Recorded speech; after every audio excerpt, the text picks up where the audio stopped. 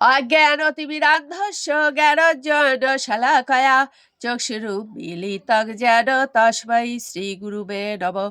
নমঃ বিষ্ণুপাদায় কৃষ্ণপৃষ্ঠায় ভূতলে শ্রীমতে মহানাম স্বামিনিতে নমামিহে।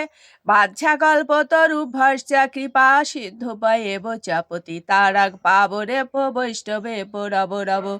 গুরু কৃপা হি কেবলম, গুরু কৃপা হি কেবলম, গুরু কৃপা হি কেবলম। ওম শ্রী পরমাত্মনে নমঃ।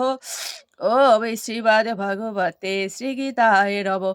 নারায়ণ নমস্কৃত নারায়ণ চৈব নরোত্তমঃ দেবীং সরস্বতীং ব্যাসং ততো জয়মুদীরয়েৎ। মুখং করোতি বাচালং পঙ্গুং লঙ্ঘয়েতে গিরিম यत् कृपा तमहं वन्दे परमानन्दमाधवम्।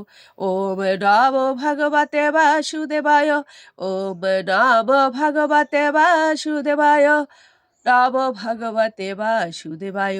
श्रीमद् भगवते श्रीगीताय नमः, श्रीगीताय नमः, श्रीगीताय नमः। শ্রীমদ্ ভগবদ গীতা সপ্তম অধ্যায় বিজ্ঞান ও যোগ, শ্লোক সংখ্যা 16।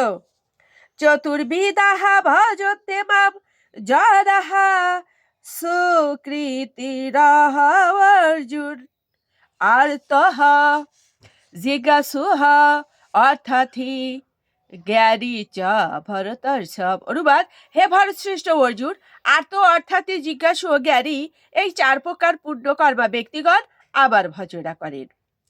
তাৎপর্য: দুষ্কৃতকারীদের ঠিক বিপরীত হচ্ছে শাস্ত্রের নির্দেশ অনুসরণকারী, এবং তাদের বলা হয় সুকৃতিরঃ অর্থাৎ সুকৃতি সম্পন্ন মানুষ।